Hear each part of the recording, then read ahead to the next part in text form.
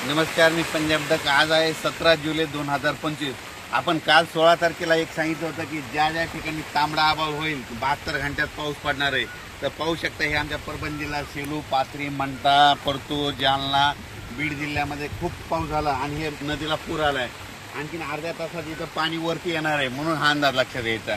आणि राज्यातल्या सर्व सांगू इच्छितो काय झालं, बीड जिल्हा झालं, लातूर जिल्हा झालं, नांदेड जिल्हा झालं, धाराशिव झालं, त्याच्यानंतर सोलापूर, जत, सांगली या भागातल्या शेतकऱ्याचे फोन येत होते पाऊस कधी येणार। तर त्यांना मी म्हटलं की तुम्ही काय करा, फक्त 16 पासून ते 21 तारखेच्या दरम्यान आपल्या भागामध्ये लातूर जिल्हा, बीड जिल्हा, परभणी जिल्हा या भागामध्ये पाऊस पडणार आहे, म्हणून हे अंदाज दिला होता। आणि काल तांबडा आभाळ झालं, बघा तुम्ही पाहू शकता हे पूर आलाय आमच्या कसुरा नदीला, दिंडी नदीला पूर आलाय, दुधना नदीला देखील पूर आलाय।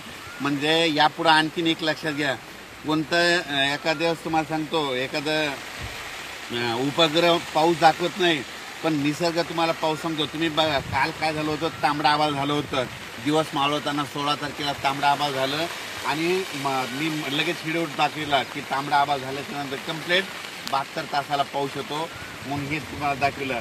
आणि आणखीन एक सांगू इच्छितो, आणखीन बीड जिल्हा, लातूर जिल्हा, परभणी जिल्हा, धाराशिव जिल्हा, सोलापूर जिल्हा, नगर जिल्हा, त्याच्यानंतर संभाजीनगर या भागामध्ये पाऊस पडणार आहे, म्हणून आणखीन 16 तारखेपासून 21 तारखेपर्यंत पाऊस पडणार आहे, म्हणून हा अंदाज लक्षात घ्यायचा।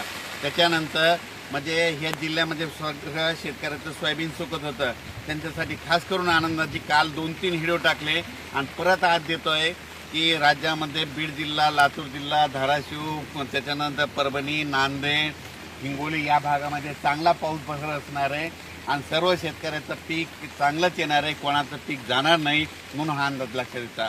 अचानक वातावरणात बदल झाला तर लगेच एक मेसेज दिला, पण पाहू शकता की ज्या ज्या ठिकाणी काल 16 तारखेला तांबडा आभाळ झाला ना, त्या ठिकाणी 72 तासामध्ये पाऊस येणार, हे तुम्हाला एक कालच्या उदाहरण तुम्हाला सिद्ध करून दाखवलंय। आणि ज्या भागामध्ये पाऊस झालेला नाही, समजा आता म्हणजे काल रात्रीचा, त्या भागामध्ये आज 17, 18, 19, 20, 21च्या दरम्यान परत एकदा पाऊस येणारच आहे, त्यांना देखील जीवदान ठरणार आहे, म्हणून हे लक्षात घ्यायचं।